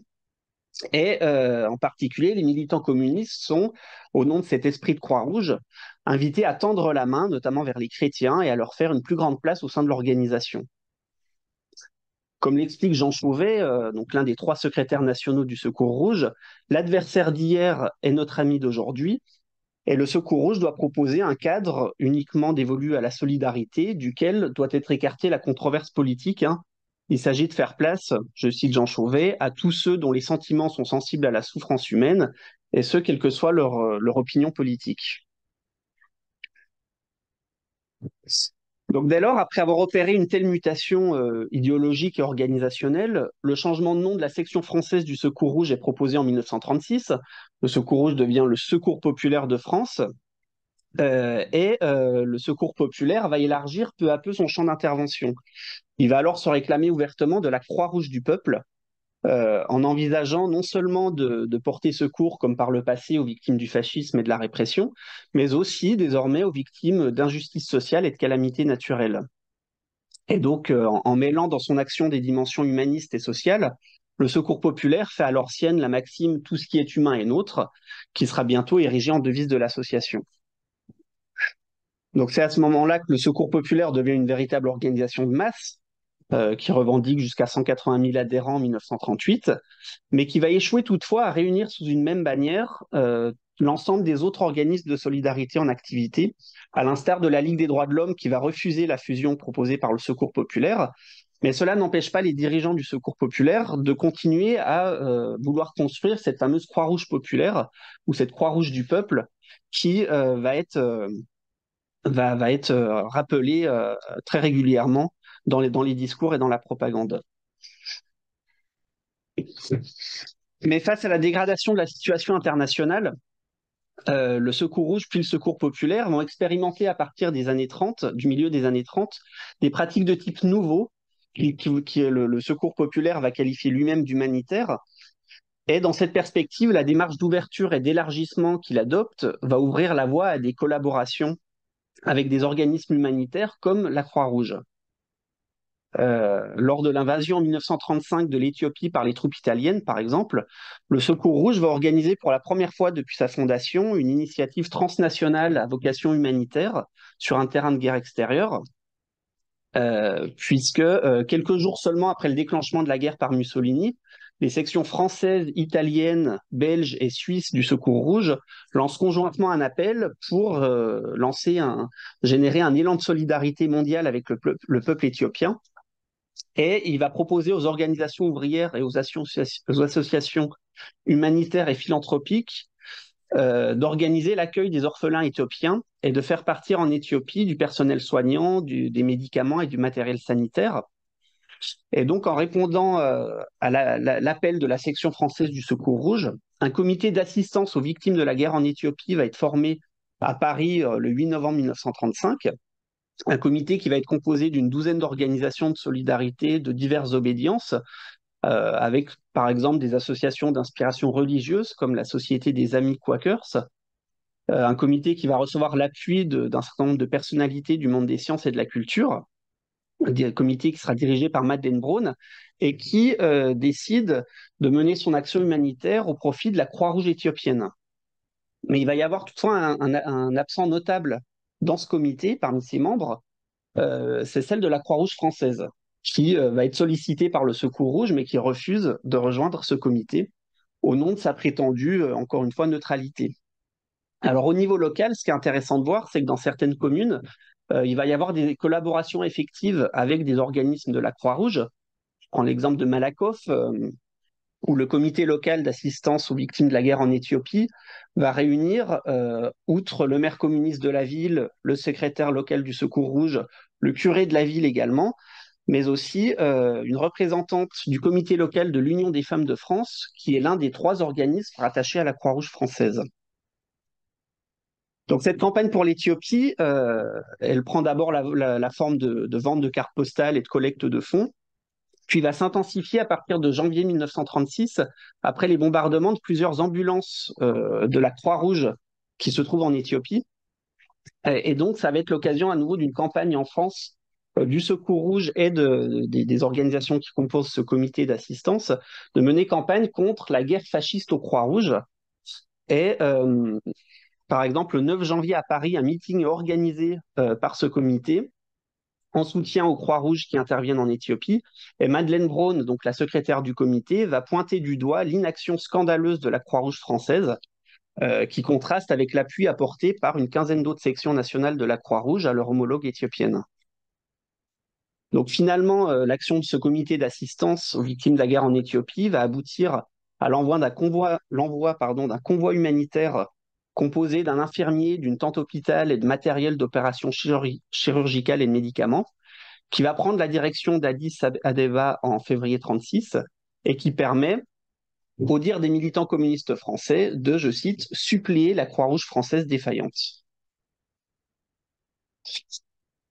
Et je termine avec l'autre grand conflit qui marque la période, c'est la guerre d'Espagne, hein, qui éclate quelques mois plus tard et qui ne va faire que finalement exacerber les tensions déjà palpables et les dissensions palpables entre le Secours rouge et la Croix-Rouge, puisque dès les premiers jours qui marquent l'entrée de ce conflit, le Secours rouge va se placer résolument du côté du camp républicain, en déployant d'énormes moyens pour venir en aide aux populations civiles et aux combattants antifascistes. Et le Secours rouge, puis Secours populaire, va être durant 3 ans l'un des principaux animateurs de ce mouvement de solidarité qui se déploie en France. Mais alors que les demandes de collaboration avec la Croix-Rouge française, qui sont formulées dès le début de la guerre, restent sans réponse, une délégation du Secours Rouge international, conduite par Émile Bureau, qui est le secrétaire du Secours populaire de France, va se rendre à Genève le 21 novembre 1936, au siège du Comité international de la Croix-Rouge, mais sans pour autant avoir plus de succès dans les demandes de collaboration. Et donc tout au long de la guerre, le Secours populaire interpelle publiquement et à plusieurs reprises la Croix-Rouge française, dont le silence et la neutralité affichés sont dénoncés comme un soutien déguisé à Franco. Et ces critiques vont permettre par ailleurs au Secours populaire de se présenter comme l'association qui seule finalement remplit le rôle que devrait avoir la Croix-Rouge. Voilà, donc pour conclure, donc, rappeler que le Secours rouge, qui découle d'une volonté du mouvement ouvrier et du mouvement communiste de se doter d'outils et de structures autonomes au service de son projet d'émancipation, va se construire comme une alternative prolétarienne et révolutionnaire à la Croix-Rouge. Puis au milieu des années 30, épousant la nouvelle stratégie de Front populaire adoptée par les communistes, le Secours rouge puis le Secours populaire vont envisager de devenir, non sans une volonté hégémonique, le point de convergence de toutes les personnes, mais aussi de tous les organismes qui œuvrent dans le domaine de la solidarité et de l'aide humanitaire. C'est dans ce cadre-là que les références répétées à la Croix-Rouge du peuple et à l'esprit de Croix-Rouge vont émerger, sous-tendant par ailleurs un retour aux vraies valeurs de la Croix-Rouge, qui seraient bafouées par la Croix-Rouge française ou par le CICR lors des conflits très politiques qui marquent la scène internationale dans le milieu des années 30. La volonté de collaboration du Secours rouge, qui va d'ailleurs jusqu'à publier en 1936 dans son journal un poème que vous pouvez voir à l'écran, qui est une véritable ode à la Croix-Rouge, cette volonté de collaboration va se heurter au projet anticommuniste, aux préjugés anticommunistes de la Croix-Rouge. Et donc là, je me suis arrêté en 1939 dans cette présentation, parce que le Secours populaire, comme vous le savez, va être dissous au moment de l'interdiction du Parti communiste et de ses organisations affiliées. Mais ce projet de construire la Croix-Rouge du peuple va être repris avec force à la Libération, au moment du retour à la légalité du Secours populaire français, contribuant par ailleurs au succès de cette association qui est toujours en activité de nos jours. Voilà, et je vais m'arrêter là. Je vous remercie. Merci beaucoup. Merci beaucoup. Merci Corentin. Bah, écoutez, ce que je vous propose, c'est que nous lancions une discussion. On a une trentaine de minutes pour le faire. Merci aux deux intervenants qui ont abordé un sujet qui, effectivement, comme l'a rappelé Jean-François au départ, n'est pas celui auquel on pense de prime abord lorsqu'on travaille sur l'histoire des partis communistes, mais qui est tout à fait essentiel, puisqu'on est dans une périphérie, si j'ose dire, pérenne, vu l'importance notamment du Secours Rouge, ce qui vient d'être rappelé, et du Secours populaire qui a suivi. Alors, il y a eu, pardon, je vais y arriver, un certain nombre de remarques qui ont été faites à l'écrit. Je crois que tout le monde peut y accéder. Il y a un certain nombre de remarques. Il y a une question un peu plus formulée que je vais lire pour tout le monde, même si je crois que les intervenants peuvent avoir accès, mais comme ça, ce sera plus clair. Autour de 1921, les États-Unis. Ouais, autour de 1921, les États-Unis, à travers American Relief Administration, fournissent une aide aux Soviétiques pour contrer la famine et les maladies durant la fin de la guerre civile, qui prend brutalement fin quand l'Union soviétique perçoit une forme d'ingérence américaine dans cette aide. La Croix-Rouge a-t-elle des liens avec cette affaire? Donc une question précise. J'ajoute moi-même une question qui cette fois-ci est beaucoup plus générale et historiographique. Euh, pour dire les choses de manière un petit peu globale, la façon dont vous abordez les sujets que vous nous avez présentés aujourd'hui, si je comprends bien, sur vos objets en tant que tel, il y avait des choses, mais il n'y avait pas vraiment d'études très fouillées. Ce que vous apportez là, je veux dire, c'est des éléments historiographiques nouveaux, c'est des choses qu'évidemment on citait, mais il n'y avait pas énormément de travaux là-dessus. J'aimerais bien que vous fassiez un petit retour rapide sur ça, parce que comme on a un séminaire sur l'histoire du communisme et ses différentes modalités, on s'intéresse aussi aux générations historiographiques. Et donc là, peut-être qu'il n'y a qu'une seule génération, la vôtre, même s'il y en a deux, parce que vous n'avez pas le même âge, bien sûr, mais vous voyez ce que je veux dire, quoi. Est-ce qu'il y a des questions peut-être en présentiel, Serge Volikov ou quelqu'un, ou Louise, ou un des panélistes actifs, Jean Vigreux? Voilà, donc j'ouvre la parole pendant quelques minutes et je vous propose que nos intervenants ensuite réinterviennent. D'abord Jean-François, puis Corentin. Voilà, donc si vous avez d'autres interrogations. Moi, j'avais une question à Jean-François, après l'avoir remercié, évidemment, pour ce panorama exceptionnel et vraiment très stimulant. C'est l'épisode Tchitcherine. Tchitcherine. Oui. Est-ce qu'actuellement, cet épisode a été étudié en tant que tel, a fait l'objet d'un article, a fait l'objet d'une communication, j'imagine que tu as été extrêmement bref, mais en soi, c'est dans le contexte actuel des rapports entre l'Ukraine et la Russie, c'est particulièrement intéressant. Et c'est particulièrement emblématique. Et c'est un peu une discussion qu'on avait eue il y a quelques mois sur ce que aujourd'hui, quand on voit que Poutine, quand il évoque la question de l'Ukraine, il affirme son inexistence et il affirme ce qu'on pourrait appeler l'exécration qu'il a pour Lénine, alors qu'il a une admiration qui se renforce pour Staline. Cet épisode est intéressant, d'autant qu'il il met en œuvre Rakovski, qui lui-même a été mis à l'écart de l'histoire soviétique et de l'histoire de la Révolution. Il a été purgé avant même d'être éliminé, quoi, Rakovski, hein, au titre du trotskisme, au titre aussi du fait qu'il avait joué ce rôle dans la première République ukrainienne. Alors j'aimerais que tu nous en dises un peu plus. Merci beaucoup. Puis ça fait le lien aussi avec votre question sur l'historiographie.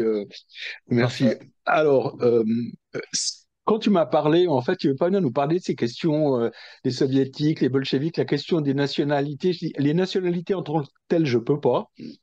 Mais par le biais de la Croix-Rouge, dire les questions de l'État, et c'est exactement à l'Ukraine, le cadre de l'Ukraine que je pensais effectivement. Alors, à ma connaissance, c'est tout à fait inconnu, y compris parmi les Ukrainiens, totalement parmi les Russes. Et comment, en fait, je me retrouve dans cette histoire, c'est que parmi les tragédies du monde, certaines ont des conséquences positives. Du coup, j'ai récupéré à l'université de Fribourg, accueilli dans le cadre d'un, vous avez ça en France, je crois, dans le cadre où on appelle ça Scholar at Risk, donc chercheur en danger.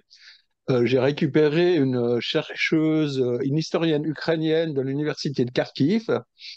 Puis elle arrivait avec un projet comme nom d'Ukrainien sur l'importance de la construction nationale dans les idées impériales. Je l'ai laissé faire pour la première année. Puis la deuxième année, je me suis dit, vous ne voudriez pas regarder un petit peu sur cette histoire de Croix-Rouge ukrainienne? Je suis sûr qu'il y a beaucoup de choses intéressantes. Et en fait, c'est comme ça qu'on est ressorti sur ces documents qui étaient méconnus des Ukrainiens, pas du tout traité du côté russe, c'est ce que personne n'avait entendu parler aussi du côté histoire. Donc non, a priori, c'est quelque chose, et notamment cette idée, comment s'est constituée l'alliance entre cette Croix-Rouge, le rôle en fait de la Croix-Rouge d'Ukraine dans la construction pendant quelques années, d'une sorte de proto-État indépendant qui pourrait être reconnu sur la scène internationale. Et je vous ai fait l'allusion à cette question de la signature des conventions de Genève.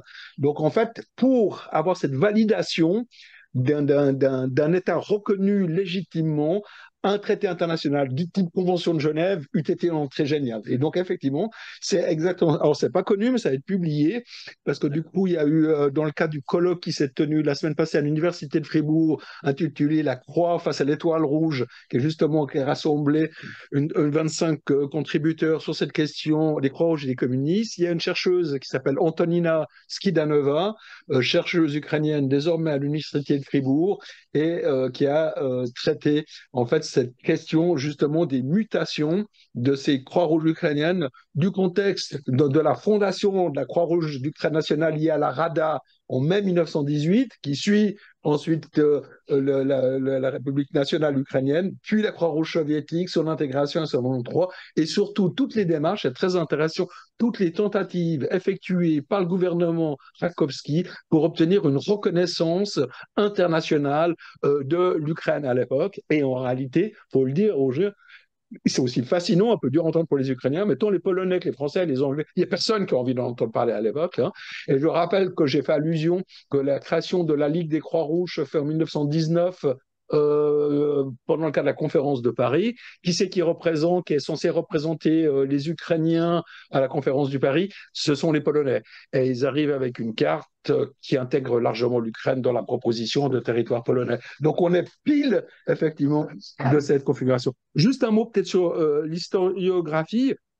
Ces deux historiographies parallèles et même contemporaines, on a fait une allusion, l'ouverture des archives de ces deux internationales, que sont le Comité international et l'Internationale communiste, se suivent à 2 ans près. Il n'y a aucune archive centrale du Comité international de la Croix-Rouge de la Fédération qui sont accessibles avant 94-95. En Suisse, cela fait ce prolongement de ce qu'on a appelé la crise des fonds en déshérence. C'est l'argent des populations juives qui a été dû en Suisse dans le moral. Il y a une commission historique. Puis à un moment, s'est posé la question, et quid du CICR pendant la Deuxième Guerre mondiale et la Shoah? Et donc, sous la pression à la fois des Américains et du public, il y a eu l'ouverture des archives. Et donc, l'historiographie, en guillemets, académique du communiste à partir des archives, l'international et du mouvement Croix-Rouge sont en réalité tout à fait contemporaines. Ce sont des produits de la fin du XXe siècle. Je reviendrai volontiers sur l'histoire de la guerre civile et l'ARA, mais je vais peut-être passer la parole à Corentin d'abord. Non, bah moi sur l'historiographie, alors en ce qui concerne un peu notre sujet aujourd'hui, qui pour moi, je l'avoue, est un sujet assez neuf, hein, parce que même cette question de la Croix-Rouge, je l'avais quasiment pas abordée dans ma thèse, mais j'évoquerai quand même les travaux, notamment sur la fin de mon exposé là par rapport au conflit en Éthiopie et en Espagne, et les liens entre communistes et Croix-Rouge. Il y a les travaux de Sébastien Faré qui sont très intéressants là-dessus, qui a travaillé sur les colis de guerre notamment, et qui, dans le colloque de la semaine dernière à Fribourg, montrait justement toutes les ambiguïtés de la Croix-Rouge, du CICR au moment de la guerre d'Espagne, qui, là encore, par préjugés anticommunistes, finalement, alors elle s'est targuée pendant très longtemps, pendant des décennies, d'avoir été, disons, un organisme qui était dans l'aide humanitaire équilibrée entre les deux camps, républicains et nationalistes. Sébastien Faré a très bien montré que l'aide en fait allait en priorité avec le camp vis-à-vis du camp nationaliste, du fait de ses préjugés anticommunistes. Donc ça, voilà, il y a un beau travail qui a été fait là-dessus. Et puis alors j'ai été aussi, moi j'ai fait la découverte à l'occasion de ce colloque, un petit peu en miroir avec justement le Secours Rouge.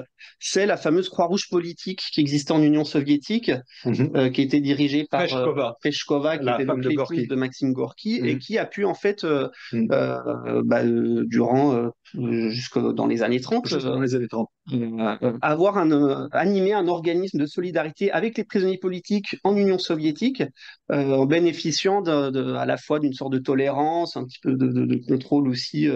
Les révolutionnaires, essentiellement. Hein. Ouais. Les mencheviks, ils arrivent à venir en aide aux mencheviks, les socialistes révolutionnaires, ils n'arrivent pas du tout à intervenir sur tout ce qui est Goula et comme ça, mais dans le cadre des procès, ils arrivent à envoyer un avocat.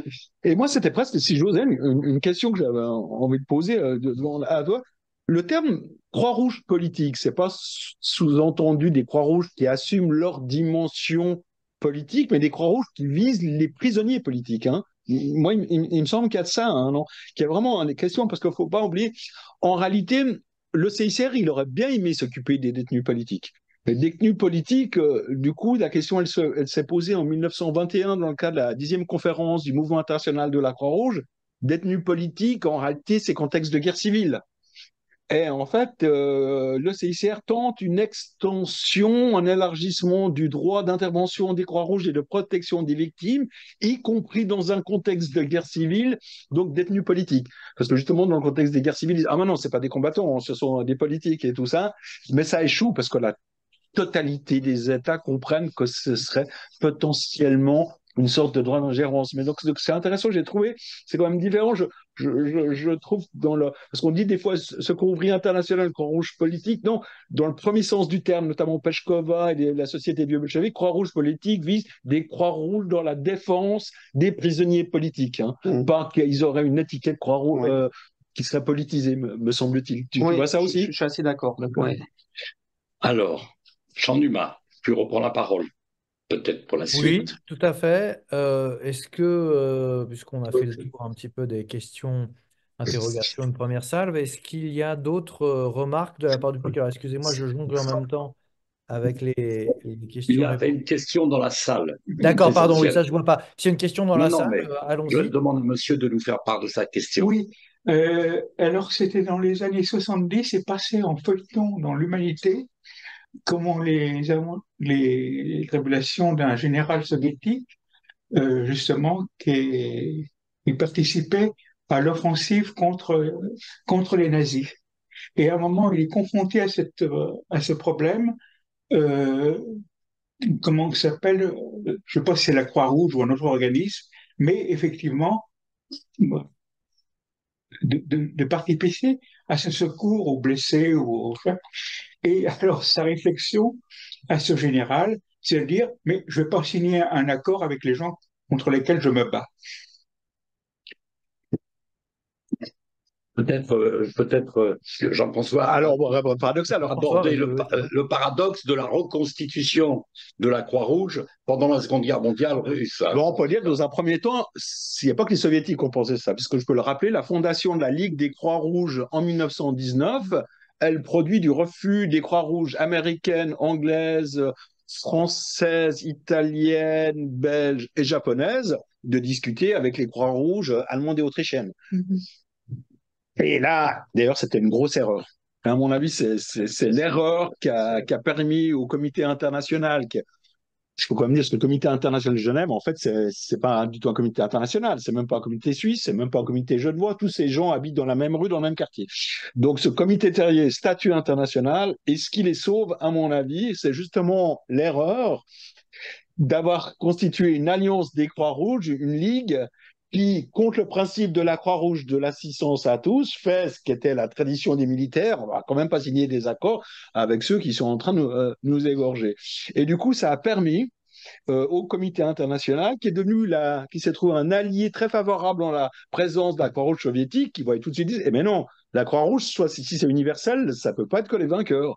Et donc, en fait, c'est erreur de naissance, j'ai envie de dire, a paralysé pendant très longtemps la capacité de la Ligue à devenir une vraie organisation universelle, puisque du coup, tant le comité genevois que les soviétiques ont dit, ben non, regardez, c'est pas une organisation universelle, c'est comme la Société des Nations, c'est le club des vainqueurs impérialistes. Donc, cette question a travaillé. Et c'est vrai que fondamentalement, il y a une évolution parce que si on plonge un peu plus loin, au XIXe siècle, Croix-Rouge et communisme tentent tous deux, par des biais différents, de répondre à ce qu'on appelait la question sociale.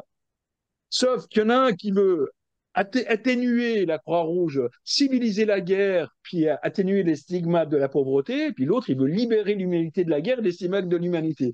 Donc, ils sont dans des sphères à la fois qui se croisent, mais en même temps qui répondent pas aux mêmes logiques. Et on voit que le début, cette idée pour le mouvement ouvrier, en fait, d'une neutralité, c'est-à-dire pas de parti pris, est insupportable, et en même temps, d'autant plus qu'à l'échelle de l'histoire, l'anticommunisme est constitutif de la philanthropie, et notamment, je dis même, j'ai trouvé sur les textes du 19e siècle, le fondateur de la Croix-Rouge suisse, il dit ça, c'est intéressant, qui était un conseil fédéral, qui était le signe de la Convention de Genève, il dit quand il crée la Croix-Rouge suisse, c'est pas pour la guerre, c'est pour aider les pauvres. Sa phrase, c'est faut le faire, parce que si c'est pas nous qui le faisons, ça va être l'État.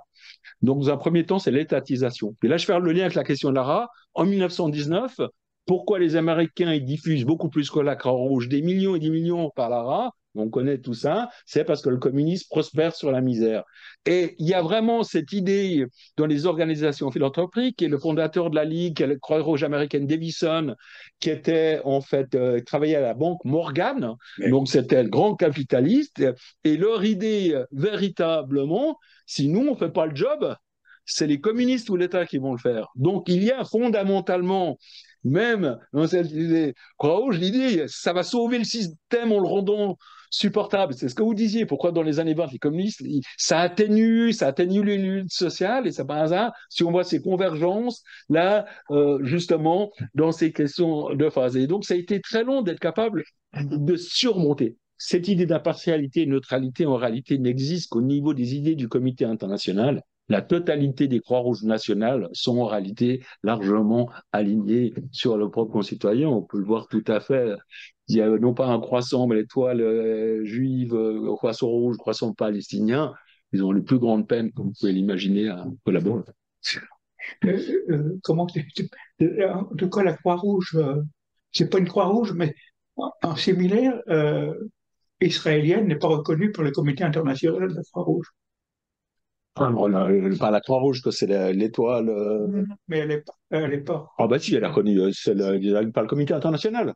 Ben, je sais pas, en tout cas, j'avais Bien sûr que là, ceci. un ami quand je travaillais, effectivement, qui militait à la Croix-Rouge Ouais. et qui m'avait dit que les Israéliens n'étaient pas reconnus par le comité international. À mon avis, c'est la Croix-Rouge palestinienne qui, pendant longtemps, a eu des difficultés de reconnaissance. Mais, Alors, comme notre animateur ne nous entend pas, je lui repasse la Si, parole.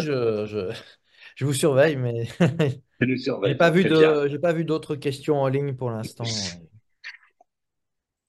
il y avait la question de Lara, si jamais, Oui, qui avait oui, posé. peut-être. Ouais, j'aurais En juste fait, une question. Jean, attends, oui, François. excusez-moi peut-être, parce que le temps file, peut-être on reprend un circuit de questions et Ouais, ensuite, comme ça, Jean-François et Corentin ouais. pourront conclure. Jean-François, Voilà. j'aimerais revenir sur une question. Alors, tu n'as pas pu l'aborder parce que, effectivement, C'est Monsieur Vigreux. Monsieur ouais, Vigreux. ouais. C'est Jean Vigreux qui pose la Le temps, question. On ne le voit temps est pas, mais long, qu'on entend. mais c'est pas grave. C'était sur la logique du CICR et des camps de concentration. Tu sais que ça fait pas longtemps que les archives d'Arolsen ont été ouvertes et que après l'effondrement du bloc soviétique, en quelque sorte, il y avait quelque chose, un tabou. On n'avait pas accès, on n'avait pas possibilité d'avoir ces archives, comme si le mur était resté plusieurs années après concernant les archives d'Arolsen. Est-ce que concernant les soviétiques et donc la logique je dirais, d'entraide ou de sauvegarde des gens qui sont passés par les camps et les enjeux du CICR dans les camps, tu as des éléments ou un peu de bibliographie à nous donner? C'est juste par curiosité, hein. C'est pas une question piège, c'est juste par logique ouais, d'accès aux archives et d'historiographie, pour reprendre ce que disait Jean Numa tout à l'heure. alors, Merci, sur la Jean. Deuxième Guerre. Vas-y, Pardon. est-ce qu'il y a d'autres questions peut-être avant interrogation? Oui, je peux Non? en poser une, mais c'est. Si Jean Numa, tu m'entends? Vas-y, je t'entends, tout le monde Moi, c'était t'attend. revenir sur le parallèle Croix-Rouge blanche, Croix-Rouge rouge, parce que c'est toujours bizarre pour moi deux organismes, parce que donc ce qui fait qu'il y a une prise de pouvoir de l'organisation existante par les soviétiques, et donc les autres ils en créent une autre. Enfin voilà, c'est de venir un peu plus concrètement sur cette existence parallèle. Alors, pendant la guerre civile, on voit concrètement, en fait, pour voir les premiers qui se créent, en fait, c'est à Kiev. Pourquoi? Parce que Kiev, donc là, on est en 1918. Pourquoi? Parce que c'est le front sud-ouest.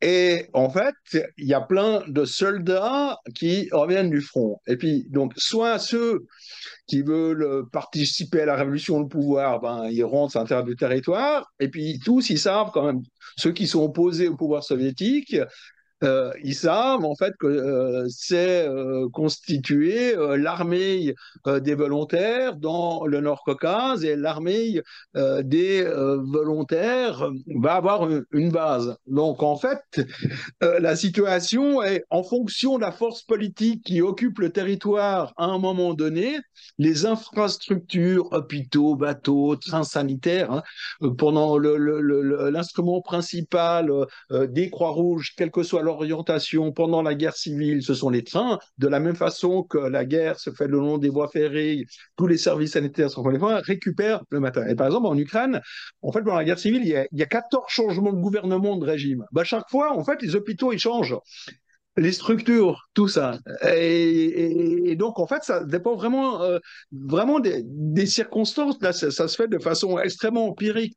On a dans le prochain numéro du mouvement social quelque chose qui s'appelle le soin dans les contextes de guerre non traditionnels. Et justement, j'ai publié un article sur un médecin chirurgien typiquement de cette Croix-Rouge aristocratique en fait, qui se retrouve à diriger un hôpital à Kiev, puis pendant toute la guerre civile, quels que soient les changements de régime, il en fait une filière d'évasion, de traitement, un système de formation, et il arrive à s'adapter. Donc, on voit là que chacune, par nécessité, parce qu'en réalité, c'est aussi la nécessité qui amène les soviétiques à rétablir la Croix-Rouge. Pourquoi? Il a dissolvé en décembre, en janvier, mais en mars, typhus.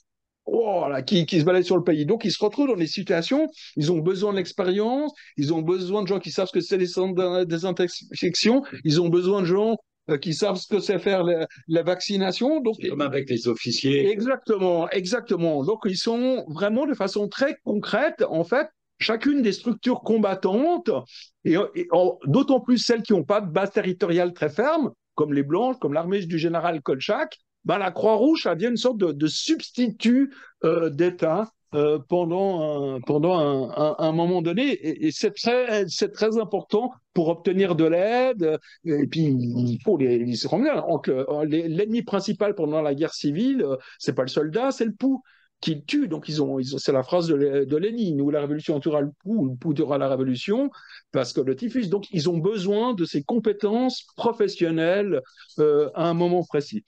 S'agissant de la Shoah, est-ce que je peux oui, bien sûr. Est-ce qu'on peut la rupture avec cette situation incertaine, instable, c'est fin 21 à peu près, où ça se décante, là, où les troupes blanches sont... Bah oui, et d'ailleurs, les Croix-Rouges blanches, d'ailleurs, la vie des Croix-Rouges blanches ne s'arrête pas. Elles suivent en exil. Depuis la Crimée, elles vont à Constantinople. Depuis Constantinople, elles vont en Yougoslavie. Là, elles ont plein de biens, des sanatoriums, des hôpitaux. C'est pas un hasard si Wrangel est enterré à Belgrade. Et en fait, puis après, ils ont des hôpitaux en Allemagne, ils ont des hôpitaux en France. Et en fait, le Comité international de la Croix-Rouge fait quelque chose qui est exceptionnel. J'ai dit qu'il n'existe qu'une Croix-Rouge par pays, mais en réalité, exceptionnellement, le comité international va autoriser sous une nouvelle dénomination qui sera celle de Direction générale de l'ancienne Croix-Rouge russe, à celle-ci de perpétuer leurs activités à l'étranger, et en l'occurrence à Paris, en Allemagne, en Angleterre, il continue. J'ai même retrouvé au sein du comité un certain nombre de lettres qui me laissaient supposer qu'en 1941 et encore dans les années 50, ils espéraient retrouver leur place, et notamment en 41, il y a tout de suite des émigrés russes blancs, ils disent c'est bon, on va pouvoir reprendre place. Donc, ils écrivent aux continuité. Donc, l'idée de cette Croix-Rouge, elle accompagne les émigrés. Et quand vous discutez avec la génération des Russes soviétiques présents en France, de l'exil blanc de l'entre-deux-guerres, qui sont encore présents après 45, il y a beaucoup d'orphelinats, d'écoles, notamment d'écoles un peu religieuses, qui sont organisées sous les auspices de la Croix-Rouge russe, ancienne organisation. Donc, elle accompagne ces communautés en exil. On peut le dire aussi sur les Arméniens, on peut le dire après 21, il y a tout ce qui reste de la Croix-Rouge ukrainienne part au Canada, comme l'immigration ukrainienne. Donc, elles continuent un petit peu leurs activités à l'étranger. Et donc, en gros, au départ, il y a des infrastructures de la Croix-Rouge. Ouais. Et donc, il y a des moments donnés où il y a des gens qui sont favorables à la Révolution, d'autres qui ne le sont pas. Et c'est comme ça que concrètement se séparent les deux. C'est militaire. En fait, la séparation, c'est l'occupation de terrain. Dans un premier temps, les bolcheviks, ils ont un espace très restreint. Donc, soit c'est les armées allemandes, soit les armées autrichiennes, soit les armées ottomanes qui occupent le territoire qu'ils récupèrent, soit ce sont les Finlandais qui sont devenus indépendants. Par exemple, l'hôpital de la Croix-Rouge russe d'Helsinki, du coup, c'est les Finlandais qui le prennent. L'hôpital de la Croix-Rouge russe à Kiev, du coup, c'est la Croix-Rouge ukrainienne qui la prend. L'hôpital de la Croix-Rouge russe en Estonie, du coup, c'est la Croix-Rouge ukrainienne. Donc, c'est pour ça que la Croix-Rouge illustre, je disais, la décomposition à la fois territoriale. Et là, la guerre civile, c'est une fragmentation. C'est ça. C'est une fragmentation de territoires et de forces politiques. Et chacune de ces territoires, de ces forces politiques, en fait, veut une Croix-Rouge, à la fois parce que c'est nécessaire sur place, utile sur place, puis ça permet, moi je dis toujours à mes étudiants, quand vous êtes un mouvement, vous voulez devenir un État, il faut faire deux choses. Il faut imprimer un timbre et créer une société de Croix-Rouge. Ça vous donne une double visibilité internationale. Merci. Peut-être les dernières questions, puisqu'une collègue, Il y avait Anna Jean, peut-être sur la Shoah. Chapovalova, a posé. Jean, la Shoah. Alors, ouais, 2 secondes sur la Pardon, Shoah. ouais. Alors, Je vais la lire les Shoah, questions après. Pardon. Ouais. c'est vraiment le moment manqué de Croix-Rouge. Mais en fait, il n'y a pas que de mauvaises raisons. En réalité, la question de la protection des civils par rapport aux violences de son propre État n'existe pas jusqu'en 1949. La question s'était posée dès l'entre-deux-guerres. Ça devait avoir lieu dans le cadre d'une conférence prévue à Tokyo en 1939. Ouais. Conférence qui n'a pas eu lieu, mais la totalité des États. En fait, il n'existe aucune loi qui empêche un État d'opprimer ses propres populations. Et toutes les conventions internationales ne sont que systématiquement le produit des échecs précédents. Et en l'occurrence, c'est pas un hasard si après la Première Guerre mondiale, il y aurait eu les conventions de 29, tout ce qu'on n'avait pas raté, et que le grand plus des conventions 3, 4 de 1949, c'est justement toute la question des populations civiles à l'intérieur des territoires. Et en revanche, la question de la guerre civile des combattants des guerrilleros, faudra attendre, et c'est pas du tout un hasard, 1977, donc c'est post-colonial. Hein, c'est après les mouvements d'émancipation, les guerres d'indépendance. Donc toujours l'élargissement des catégories qui bénéficient. S'agissant de l'historiographie de la Shoah, il faut comme dire 2 mots, c'était extrêmement important. Il y a une rupture de l'historiographie qui est toute récente, je vais en parler parce que c'est l'un de mes étudiants, puis ça va paraître tout prochainement dans la revue de la Shoah.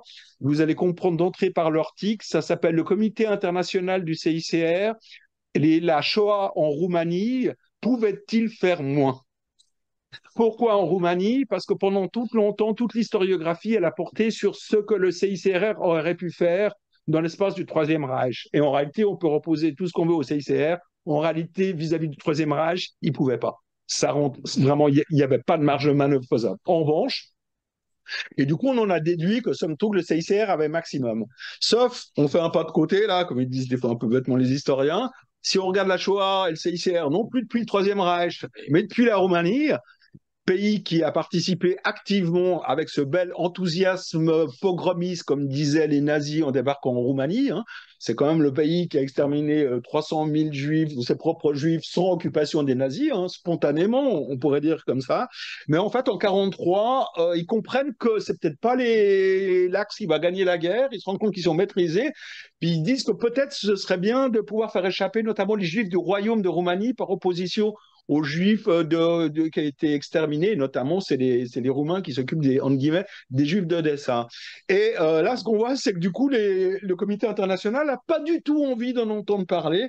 Et du coup, il y aura cet article qui est en train de montrer que si effectivement, vraisemblablement, c'est tout ce que l'historiographie a montré, il y avait bien peu de possibilités d'intervenir dans les camps nazis parce qu'il n'y avait pas de base législative, il n'y avait rien comme disait, on pouvait faire qu'une dénonciation orale, mais qui n'aurait pas abouti, que personne n'a fait. En revanche, si on se met de côté et puis on regarde la même question à partir de la Roumanie, ben on voit en réalité que le CICR a pu faire beaucoup plus et qu'en réalité anticommunisme et antisémitisme étaient tout à fait présents parmi les instances du comité. C'est un article qui devrait paraître ce printemps, Revue de la Shoah, Nicolas Constantin.